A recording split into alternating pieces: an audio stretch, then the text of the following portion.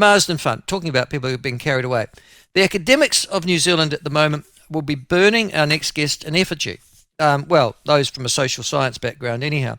And because Judith Collins, the Science, Innovation and Technology Minister, announced as of yesterday changes to the Marsden Fund, which will strip the ability of most of the universities to carry out research in humanities and social sciences via the Marsden Fund. As you would have heard in our introductory comment to this morning, the Marsden Fund's ambit was amplified by, we think, Grant Robertson, the former Minister of Finance, he had a BA from Otago, to include social sciences, and Judith Collins has said enough of that. She joins us this morning. Minister, lovely to have you on. Welcome and thank you. Thank you, Michael. Listen, I'm just trying to work out, when did they expand the terms of reference to include social sciences? Well, it seems to have been included a bit over the years, because every year these terms of reference are up to the decision-making of the minister. And I've decided this year that we need to grow the New Zealand economy, we need to grow productivity, and actually I think if these other projects are useful, somebody else might want to fund them, but it's not coming out of my science budget. Yes, and you are the Minister of Science, Innovation and Technology. You're right. Sort of studying history or sociology, it doesn't seem to be a priority for that particular portfolio. It should come out of what? Out of tertiary institutions themselves, shouldn't it? I think if people want to study it and they want someone else to pay for it, they need to show value for it. And I'm sure that there are plenty of philanthropists and others, or former professors of those particular areas, that might be up for funding them themselves. But actually, I'm not prepared to put taxpayer money into it when it's coming out of the science budget, and I'm simply not going to do it. And so, anyway, I've changed the rules, which I have. And obviously, every year, every science minister has been able to do that. You'll be interested in some of the commentary. This one from Professor Nick Rawlins from Otago University, who was interviewed on Morning Report this morning, as you would expect, interviewed it on Morning Report. And he said this. He said that the work that was done on the New Zealand wars, I think he means the history of, or investigating the barriers to vaccine uptake or climate mitigation now can't be taken. And then he said this: the archaeology example, we are looking at how Maori and Pākehā lived in New Zealand, how their societies function, and if we don't learn from history, we're doomed to repeat it, which will have big economic impacts. That's the quality of opposition you've got. I don't imagine that's causing you too much sleep. Well, I'm not sure that that's science. And the other thing is that I am a real history buff, but my interest is fueled, and I fuel it myself in terms of pay for it myself. But I mean, things like, I'm just going to pick on one because I just find this one very interesting. Researching a deterrity affirming tax system design. Now, the New Zealand taxpayer paid $853,000 for that, again, out of the science budget. I just don't have money in the science budget that I can spend on things like tax design. If somebody wants to fund it, fill your boots, get out there and fund it, but I'm not going to fund it. It's the other thing, though, and you've got countless numbers of those, but this has been a fund that has been administered by the Royal Society. Are they part of the problem, do you think? Well, I don't believe so.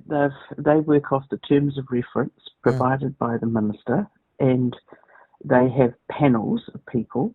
Well, it's very clear to me, having discussed these matters over the last year, that certain panels needed to be disestablished, because there's no point having a panel on social or other issues when I'm not prepared to fund them. So, and just bearing in mind, this is science funding. I have $75 million has been allocated this year for the Marsden Fund out of the science budget. That $75 million, that has to go towards science, and it has to go towards growing the New Zealand economy and making this place go a lot faster, because we have a productivity crisis. We're not going to get the money that we need for health and education and defence and everyone else who needs money if we don't grow that economy. And I'm simply understanding that there are some people upset that I've said no. Well, it's my job to say no or yes, and I'm saying no. No, fair enough. I don't think you're going to get too much argument from our listeners, I have to say, on this one, Judith. But I'm interested in the response of Deborah Russell, an Otago graduate. In actual fact, I think she did a PhD in philosophy, although she went into taxation later on and became and taught in that. But she's your opposite for the Labour Party. She says that these cuts leave academics and researchers with fewer, I guess, funding options, she means, making them more likely to join the thousands of people leaving the country to pursue opportunities elsewhere. What would your response be to that? Well, everybody who's in business needs to make decisions about how they spend their money. My message to the agencies and departments that I'm responsible for is you should spend taxpayer money as though it was money you have personally earned and it's your money. If you don't take that attitude towards it, then of course you'll think that it's a great idea to invest in things where there is actually no payback at all for the New Zealand taxpayer.